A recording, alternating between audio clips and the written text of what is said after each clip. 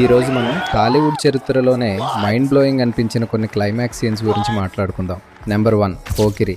ఈ సినిమా పేరు వినగానే మనకు గుర్తొచ్చేది ఆ అదిరిపోయే ట్విస్ట్.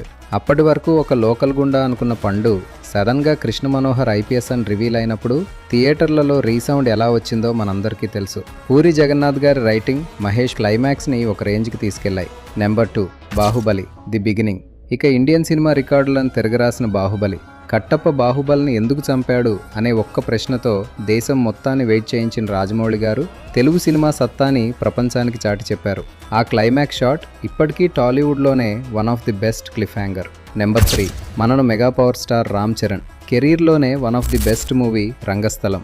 సుకుమార్ గారు రాసుకున్న ఆ క్లైమాక్స్ ట్విస్ట్ ఎవరూ ఊహించనిది. ఇటిబాబు పగ తీర్చుకునే తీరు, ముఖ్యంగా ఆ ఆసుపత్రి సీన్లో రామ్ చరణ్ పలికించిన హావభావాలు అద్భుతం. నువ్వు చంపింది నా ప్రాణాన్ని అనే ఎమోషన్ ఆడియన్స్కి గూస్ బంప్స్ తెప్పిస్తుంది.